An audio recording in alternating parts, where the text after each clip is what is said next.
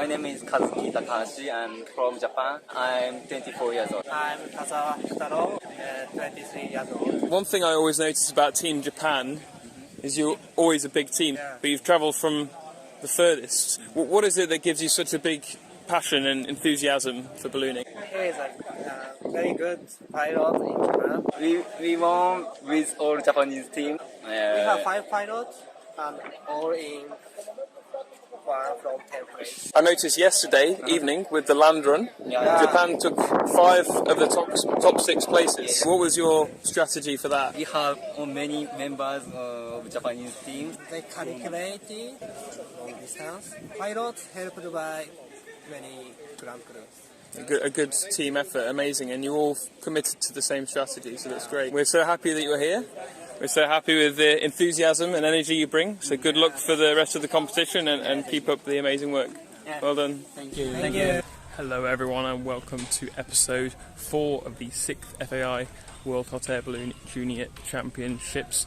We're on to our 4th competition flight this evening, the 2nd day of competition.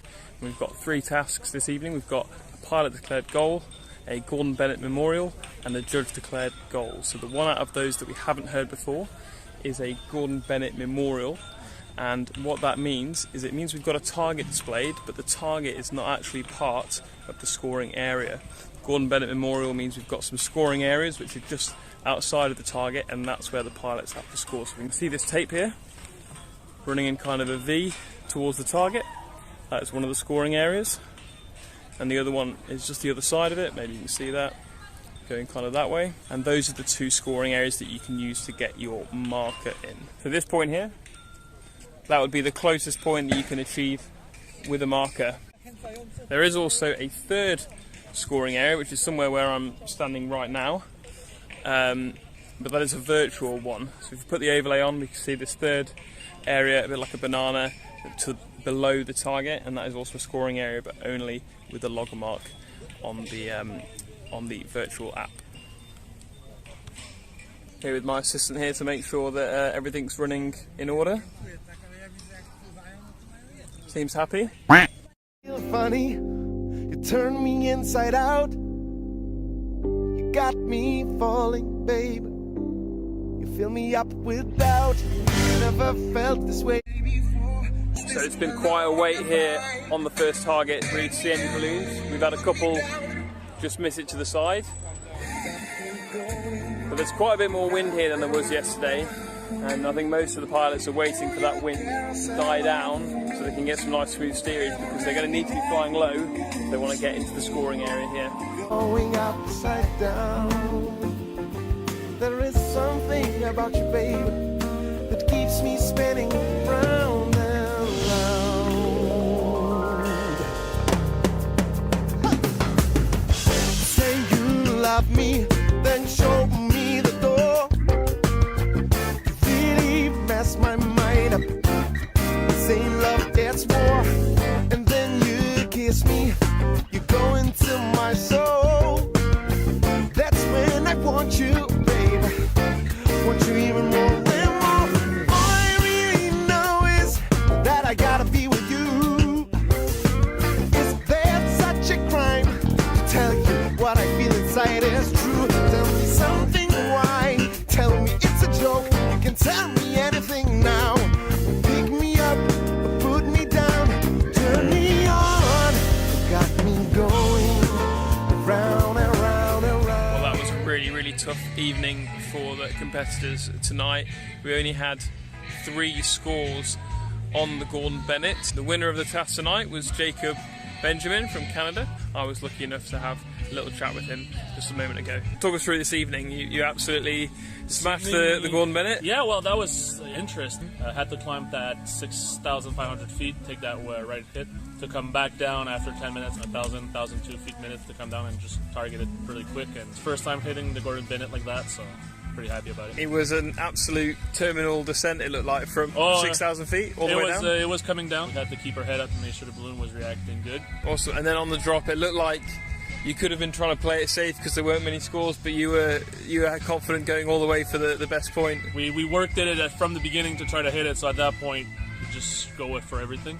just drive it as hard as you can, make sure that you get it, and have fun. Thank you, Jacob. Thanks. Good luck for the rest of the Thanks, week. man. It's really good to talk to Jacob about how he planned out his approach there, and obviously dropping it from a high altitude took a lot of skill, but was really the best way to get a result with those difficult winds tonight. So that's all there is really for today. I think it's time for another very quick party before we head off to bed and do it all again tomorrow morning. Flight number 5 here at the Junior Worlds. We've got 6 tasks this morning. We've got a pilot declared goal, a judge declared goal. We've then got a 3D task, a judge declared goal, a hesitation waltz, and an angle to finish. You can see they're just getting ready in their individual launch points now. Paddy Niles is just taking off. Time to get to the first target and see what we can see there.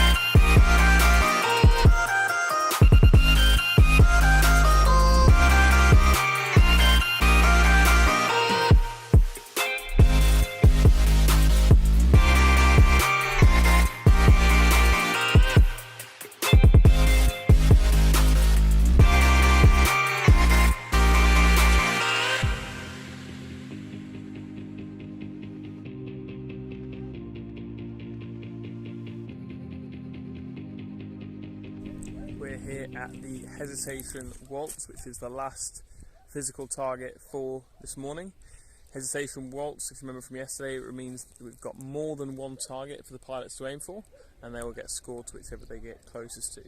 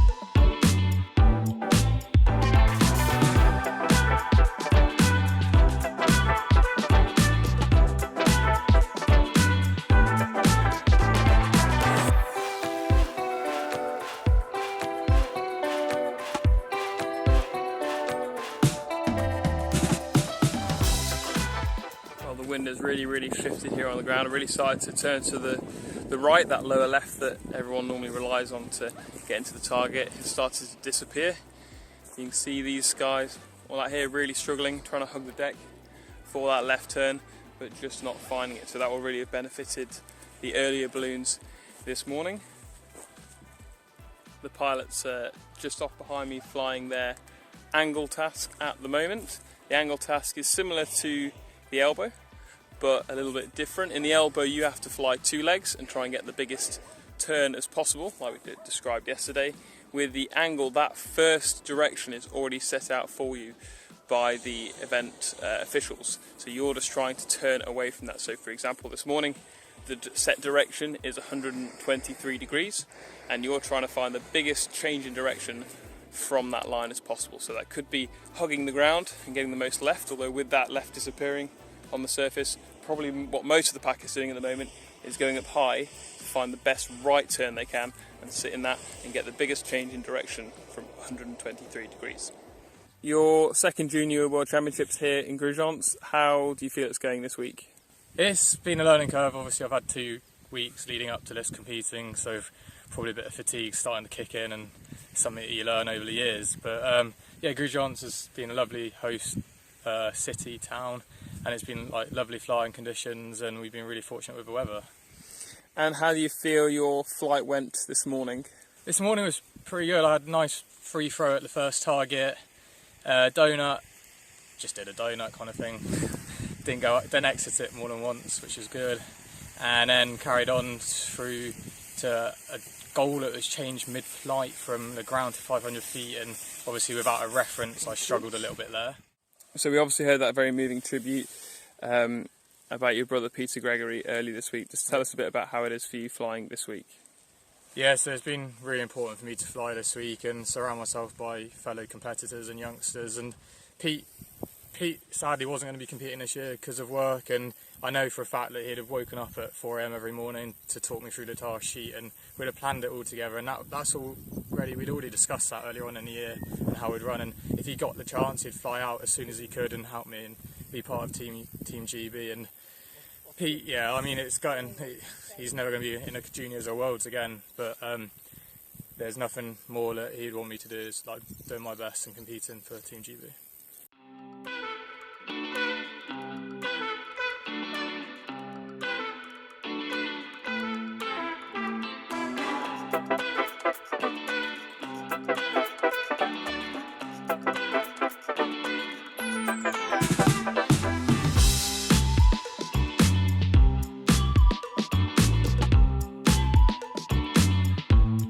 Great to talk to Dan and just hear from him how important it was for him to be flying at this year's championships, and it seemed like their decision to launch early definitely worked in their advantage this morning. The current top 3 are, after yesterday evening's flight, are Martin de Leersnyder from Belgium, Jakub Jezak from Poland, and Patrick Niles from the USA is in 3rd. And it seemed like Jakub had a pretty good morning, so it'd be great to talk to him next.